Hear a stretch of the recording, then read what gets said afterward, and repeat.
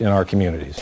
Well, that's certainly the conventional wisdom around here. And when I raise the idea of concealed carry, people are horrified. And this week we asked people right outside the studio.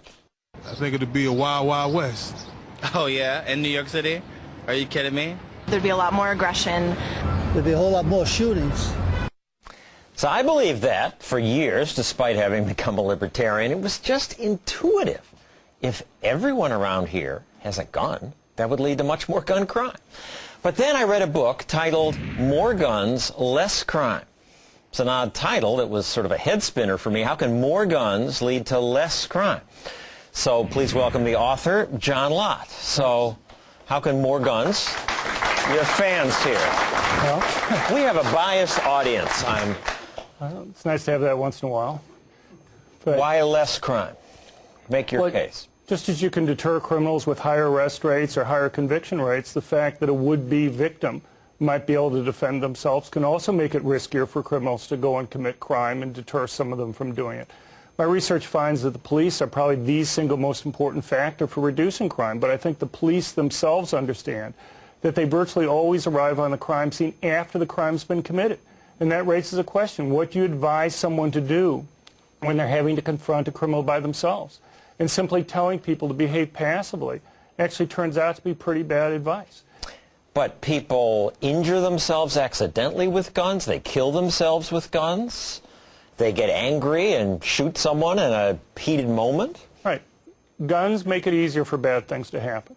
But they also make it easier for people to protect themselves and prevent bad things from happening. The question is, what's the net effect? I can't find a place in the world where we've had a ban on guns and you haven't seen an increase in murders afterwards. Concealed carry terrifies a lot of people, and many people would be shocked to know how many states already allow it. And here is, I think, a very cool map that shows which states already have it. States that have concealed carry laws are colored yellow. This was the law in 1986. That's 25 years ago. Over the years, more and more states changed their laws to allow concealed carry. The mainstream media and my neighbors are so isolated here in New York City and Washington, D.C. Most of us have no clue that carrying a concealed weapon is already legal in most of the country.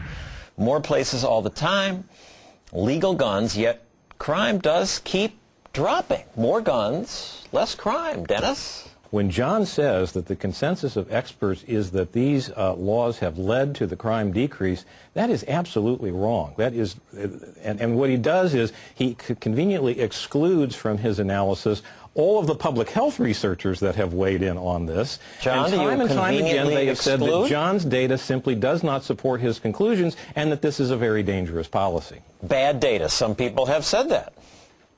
Well, academics at over 200 different universities have looked at the data that I've had given out. We've had dozens of academic studies been published in peer-reviewed journals that have looked at the research that I've done. All right, well, we have this chart from your book that shows violent crime rates after concealed carry laws passed.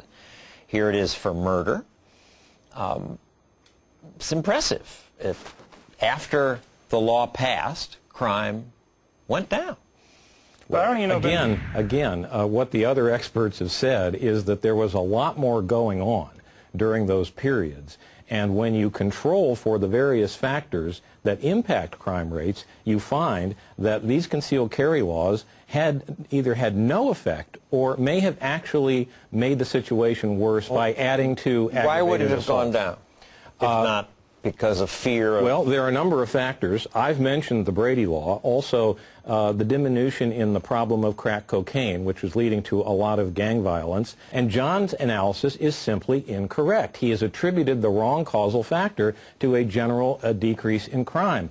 You know, I often wonder if the whole theory here is that criminals fear law-abiding citizens with guns, why is it that criminals don't seem to fear other criminals with guns? Why isn't being a gang member... They do. I was chief economist at the U.S. Sentencing Commission. Well, it's very interesting. I can't tell you how many times I read trial transcripts where criminals were talking about, you know, you have one criminal turning evidence against another, and the prosecutor say, why did you pick your victim? And they said, well, we thought about going after the drug dealer down the street because he had so much money.